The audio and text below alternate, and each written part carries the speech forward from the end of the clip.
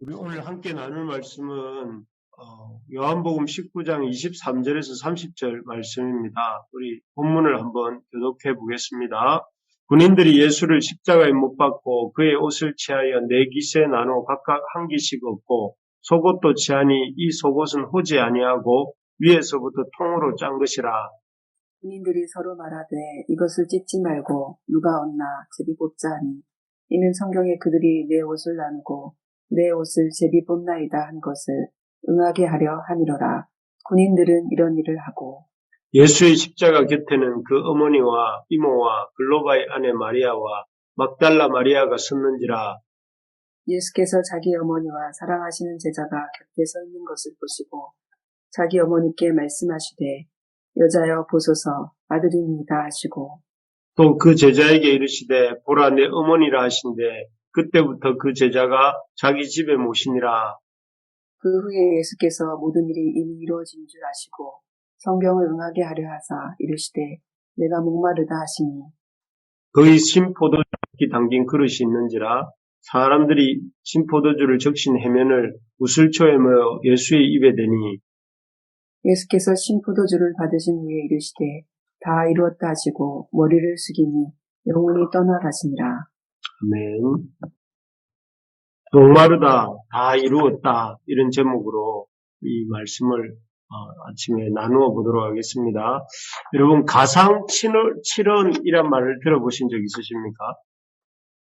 예, 맞습니다. 십자가에서 예수님께서 마지막으로 남기신 7마디의 말씀을 흔히 가리켜 가상, 십자가상에서 주신 칠언, 가상 칠언이라고 이렇게 합니다. 숨이 넘어가시기 직전에 주신 말씀이니까 참 어떻게 보면 예수님이 하셨던 말씀, 그 어떤 말씀보다도 이렇게 특별히 의미를 담으시고 중요하게 하신 말씀일 거라고 생각해서 우리 믿는 우리가 자주 생각해 보는 말씀이기도 합니다. 오늘 요한복음에는 이 가상 칠언 중에 칠언의 말씀 중에 세 가지 말씀, 3은 세 가지 나오고 있습니다. 그래서 이 3원은 26절에 오늘 읽었는데 26절에 나오는 요한에게 예수님께서 자기 어머니 마리아를 부탁하시는 말씀인 여자여 보소서 아들이니이다 하는 말씀과 또 28절에 극심한 탈수를 느끼시면서 하신 말씀인 내가 목마르다 하시는 말씀, 그리고 마지막 30절에 그야말로 운명하시기 바로 직전, 바로 이 땅에서 마지막으로 쏟아내신 말씀인 다 이루었다 하신 말씀이 이게 요한복음에 나오는 가상 7원 중 가상 3원의 말씀입니다. 오늘은 앞에서도 말씀드린 것처럼 고난주간 중에서도 마지막 날인 진짜 그야말로 예수님께서 지상에서의 마지막 시간을 보내시는 금요일인데 이 요한복음에 나오는 이 가상 3원을 중심으로 주님의 십자가가 우리에게 주시는 의미에 대해서 함께 묵상해 보기를 원합니다. 먼저 26절을 우리 같이 한번 읽겠습니다. 26절입니다.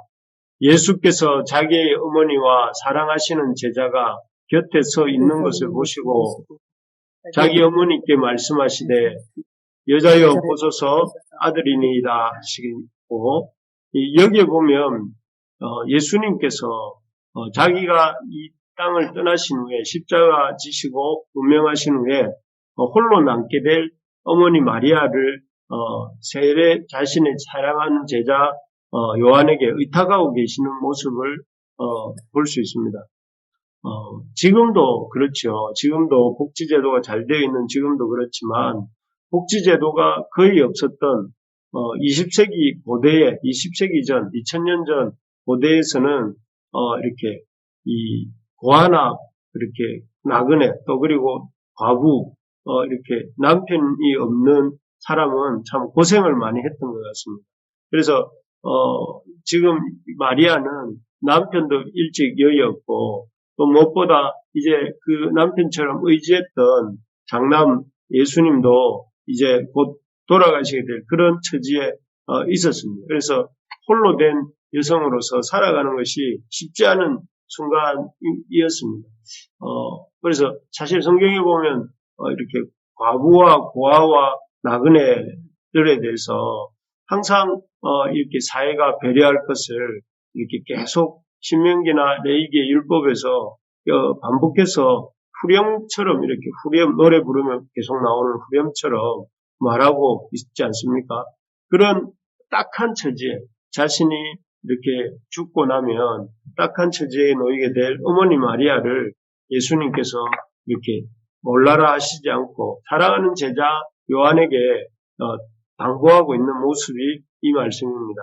이 말씀을 통해 우리는 죄인들을 위한 구속 사역뿐만 아니라 자신의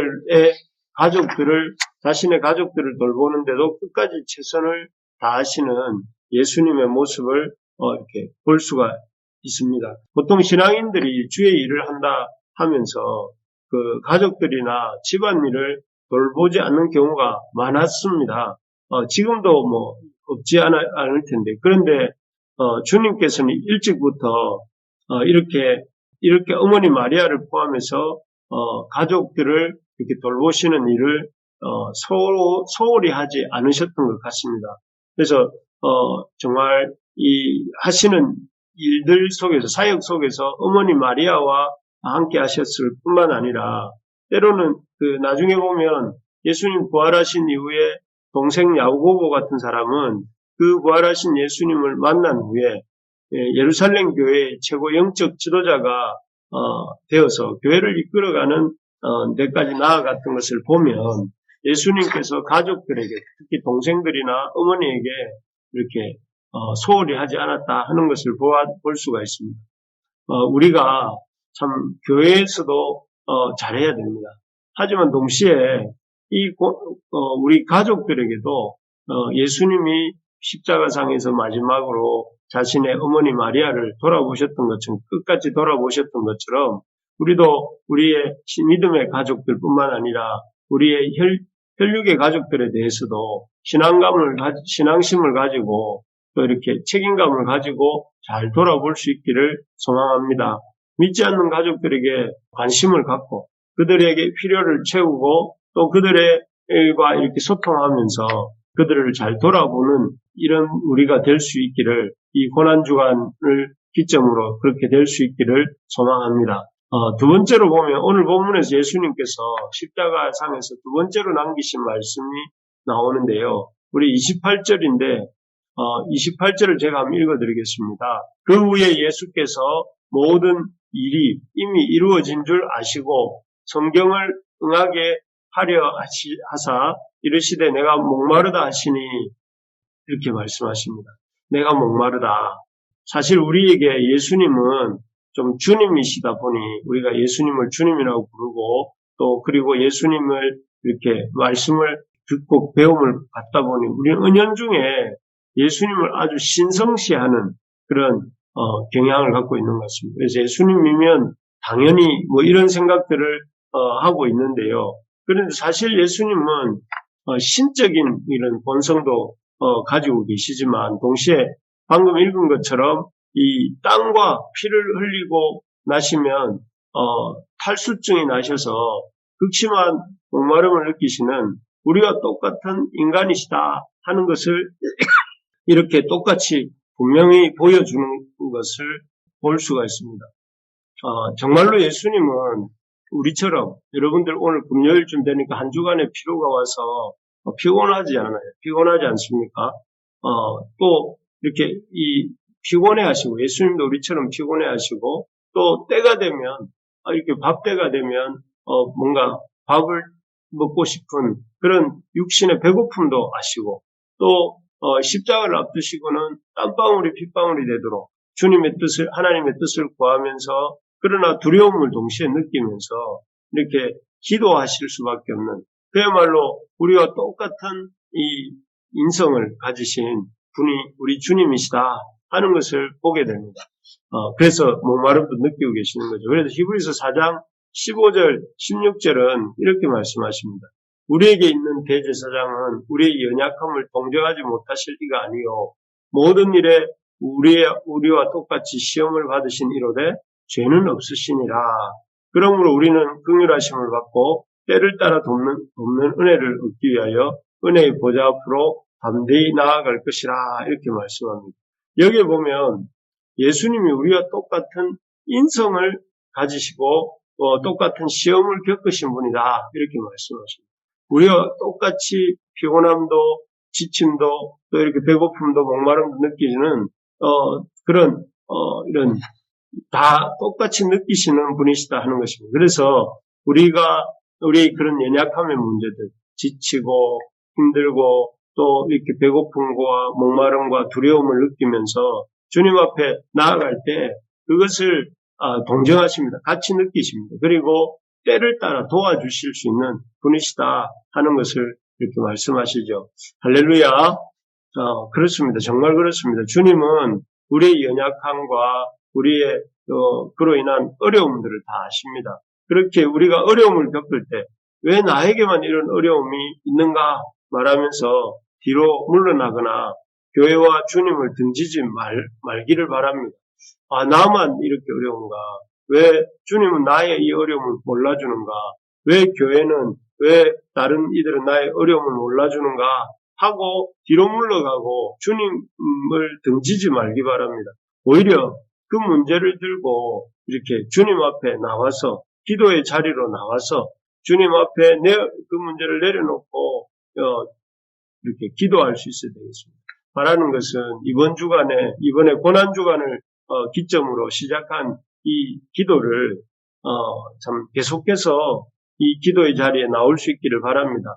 그래서 기도하고 힘들면 기도하고 또 하나님의 응답을 이 기도를 통해 응답받고 또 그렇게 응답받은 것을 기억하면서 또 기도하고 기대하고 기억하고 기도하고 그렇게 하면서 우리의 신앙이 깊어지고 또 풍성해지기를 주님의 이름으로 축복합니다. 그래서 이번 고난주간이 저와 여러분들에게 기도하는 습관, 하나님을 기대하는 습관, 그리고 하나님을 기억하는 습관, 그래서 또다시 기도하는 습관, 이런 사이클을 만들어주고 또 그래서 그런 말미암아 우리의 기도가 깊어지고 또 깊어지고 우리의 기도가 또 이렇게 이 살아있는 하나님과의 교제가 되는 그런 풍성한 이 영적 은혜를 누리는 이 자리가 되기를 바랍니다. 그래서 우리 주님께서 우리와 같은 인성을 가지셨기에 우리가 주님 앞에 우리의 고통과 어려움을 이렇게 알려드릴 수 있고 또 그런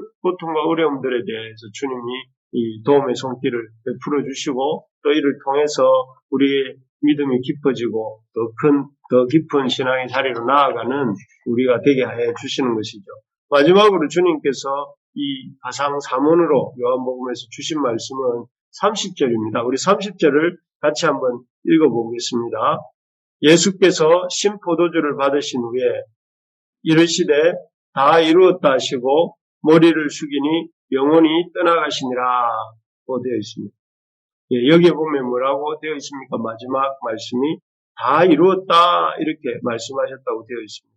이 다 이루었다 하는 말씀 속에는 두 가지 정도의 의미가 있는 것 같습니다. 첫째는 예수님께서 구약 성경에서 그리스도에 대한 메시아에 대해서 약속된 말씀들을 다 성취하셨다 하는 뜻입니다. 사실 예수님의 생애는 철저하게 하나님의 말씀을 성취하는 삶의 연속이었습니다. 예를 들어서 지난 주일에 이렇게 본 것처럼 예수님께서 나귀를 타고 예루살렘에 입성하시지 않았습니까? 이것은 무엇의 성취였습니까? 스가랴서 9장의 9절에 나오는 말씀의 성취였습니다. 또 이 예수님이 예루살렘에 입성하셔서 이 고난주간에 첫날에 성전을 청결케 하신 사건이 나오는데요. 이 사건은 무엇을 성취하는 것이었습니까? 이 시편 69편과 예레미야서 7장에 나오는 말씀을 성취한 사건입니다. 그리고 오늘 본문에서도 심지어 오늘 본문에서도 이 아주 난폭한 군병들이 예수님의 겉옷과 속옷을 이렇게 나누고 제비 뽑는 일이 나오고 또 예수님이 마지막 그 십자가의 고통 가운데서 목마르다 하신 이 말씀들은 어디에 나오는 말씀들입니까? 이 말씀들은 각각 시편 22편과 69편, 이사야서 시편 69편에 21절에 나오는 말씀들을 성취한 말씀들이었습니다. 어쨌든 이처럼 예수님은 그 일거수일투족이 철저하게 하나님의 말씀을 의식하면서 하나님의 말씀을 성취해 나가는 과정이었고, 그래서 그러한 이 삶의 예수님의 삶의 그런 과정들의 말씀 성취의 과정들의 최종적인 마무리가 십자가를 지시고 돌아가시는 일이었다 하는 것입니다. 그래서 예수님이 다 이루었다.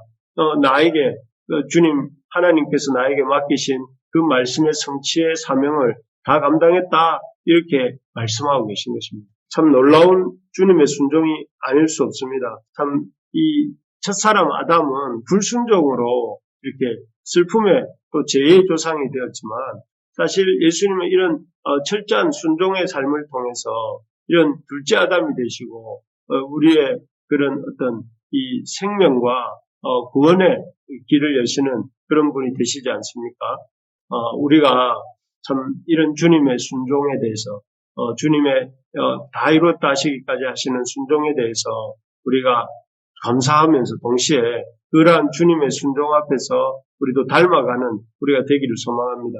진정으로 성공한 인생이라는 것은 뒤돌아볼 때 후회를 남기지 않는 인생은 하나님의 말씀을 듣고 그 말씀에 순종하는 삶을 사는 삶이다 하는 것을 생각하면서 우리 부르심의 가족들의 이렇게 삶이 하나님의 말씀에 순종하는, 온전히 순종하고자 애쓰는, 그래서 그런 면에서 성공하는 우리의 삶이 되기를 간절히 소망합니다. 그리고 이렇게 다 이루었다 하시는 이 말씀의 의미는 첫째는 남김없이 다 성취했다는 뜻이라면 둘째는 죄의 삭을 다 지불했다 하는 뜻이죠. 사실 죄 없으신 예수님은 마음만 먹으시면 얼마든지 이 빌라도로부터 무죄 석방을 받으실 수도 있었습니다. 이 빌라도가 번번이 물을 때에 네가 유대인의 왕이냐, 내가 무슨 죄가 있느냐 하고 이렇게 물으실 때 적극적으로 자신을 변호하시고 그리고 자신의 무죄를 호소하셨으면 이렇게 십자가에까지 가지 않으시고 무죄 석방을 받으실 수도 있으셨습니다. 하지만 예수님이 이렇게 십자가를 우리가 지난 한 주간 살펴본 것처럼 이렇게 그냥 이렇게 침묵하시면서 받아들이십니다. 그리고 이렇게 이 묵묵히 그 십자가 지는 과정을 감당하셨는데요. 그 이유는 이 죄의 대가를 우리가 지불해야 될, 죄인들이 지불해야 될 이 죄의 대가를 자기의 목숨으로 온전히 지불하시기 위함이셨죠. 그래서 누구든지 예수 그리스도 앞에 나오는 자는 온전히 제사함을 받고 영원하고도 영광스러운 이 생명을 얻고 영원한 하나님 나라 백성으로 살아갈 수 있는 새 생명의 길을 열어주시기 위해서 이렇게 침묵하시고 또 이 십자가에 죽으시기까지 하신 것입니다. 바라기는 이번 고난주간을 기점으로 우리가 보라 이전 것은 지나갔으니 새 것이 되었도다, 뉴 크리에이션이 되었도다 하고 말했던 바울 사도의 고백처럼 새로운 생명, 예수 그리스도가 다 지불하심으로 이렇게 우리에게 주시는 신생, 새로운 생명을 얻은 자로서 좀 새롭게 출발하는 시간이 되기를 바랍니다. 이 고난주간이 이제 이 고난주간의 시작이 되어서 우리의 생각이 새로워지고 우리의 삶이 새로워지고 우리의 기도의 자리가 새로워지는 그런 은혜가 있기를 소망합니다. 말씀을 맺겠습니다. 오늘 예수님의 가상 3원을 우리가 살펴보았습니다. 이 말씀들을 통해서 우리가 깨닫게 되는 것이 무엇입니까?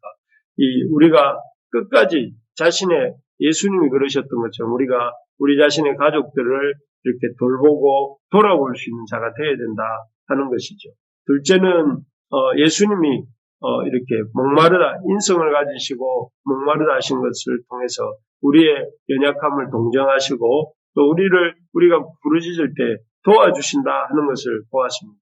끝으로 이 주님께서는 다 이루었다 하심으로 우리의 죄의 삭을 다 지불했고 또 우리의 하나님의 그리스도이시다 하는 것을 드러내셨습니다. 우리가 이러한 주님의 말씀을 통해서 주님이 어떤 분이신지 알고 이 주님을 끝까지 붙들었던 이 본문에 나오는 여인들처럼 우리가 주님의 그런 구원의 은혜를 힘있게 붙드는 오늘 이 시간이 되기를 간절히 소망합니다.